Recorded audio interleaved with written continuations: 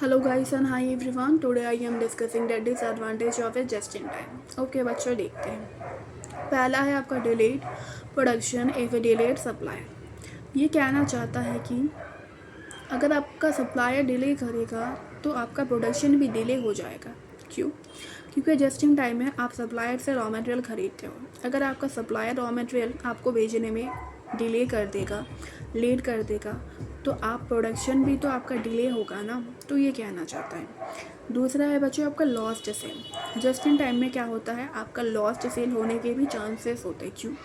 For an example, suppose अचानक से आपके पास एक दिन 1000 यूनिट का ऑर्डर आ गया। ठीक है, आपने अपने सप्लायर को बोला कि देख सप्लायर, मेरे को 1000 यूनिट का रॉ मटेरियल चाहिए, तू मेरे को भेज दे। अब सप्लायर कह रहा है कि भाई साहब, मेरे पास तो 1000 यूनिट है ही नहीं, मेरे पास तो 800 यूनिट है। तो क्या होगा, आपने बोला अपने सप्लायर को ठीक है भाई, आप मेरे को 800 यूनिट दे दो। अब 800 यूनिट का आपके पास रॉ मटेरियल आया, आपने मैन्युफैक्चर किया, कस्टमर को सेंड कर दिया। लेकिन इस केस में क्या हुआ, इस केस में आपके 200 यूनिट के तो लॉस हो गए ना, क्योंकि कस्टमर ने डिमांड किया था 1000 यूनिट का, आपने सेल कितना किया, आपने उसको भेजा कितना, 800 यूनिट का, तो 200 यूनिट का लॉस हो गया। ये कहना चाहता है।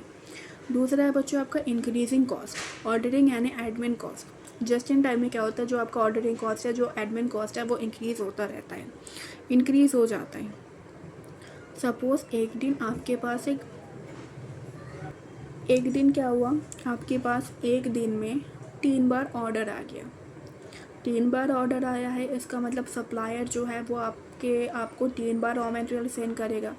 3 बार रॉ मटेरियल सेंड करेगा मतलब उसको 3 बार ट्रांसपोर्टेशन का कॉस्ट उसको देना पड़ेगा। लेकिन सप्लायर का ये खुद बियर करेगा? आंसर इज नो, ये तो आपसे ही चार्ज करेगा ना सप्लायर। ट्रांसपोर्टेशन का कॉस्ट 3 बार, मतलब ऑर्डरिंग कॉस्ट आपका बढ़ रहा है। उसके बाद देखो 3 बार ऑर्डर आया है एक दिन में, मतलब 3 बार आपको पेपर वर्क करना पड़ेगा, तो आपका एडमिन कॉस्ट बढ़ गया।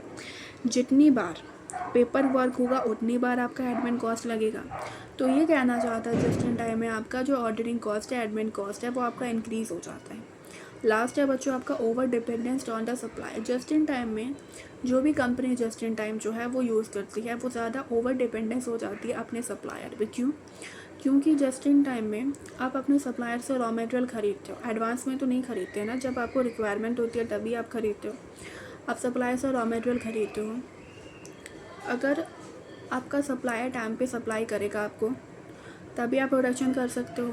अगर टाइम पे सप्लाई नहीं करा वो, या फिर वो डिले हो गया, तो आपका लॉस हो जाता है। मतलब इस केस में क्या है, आप ओवर डिपेंडेंट हो गए अपने सप्लायर पे। तो यहाँ पे आपके जस्ट इन टाइम में हमने 4 डिसएडवांटेज देखा। पहला, delay production if delay supplier, अगर सप्लायर डिले करेगा तो आपका प्रोडक्शन भी डिले हो जाएगा। दूसरा है आपका लॉस्ट सेल होने के चांसेस होते हैं आपके जस्ट इन टाइम में। तीसरा है बच्चा आपका ordering cost, admin cost increase हो जाता है आपका जस्ट इन टाइम में। और लास्ट है आपका आप ओवर डिपेंडेंस हो जाते हो अपने सप्लायर पे। ओके बच्चों, आज इस वीडियो में इतना ही था। Thank you so much for watching my video. Please like my video and subscribe the channel.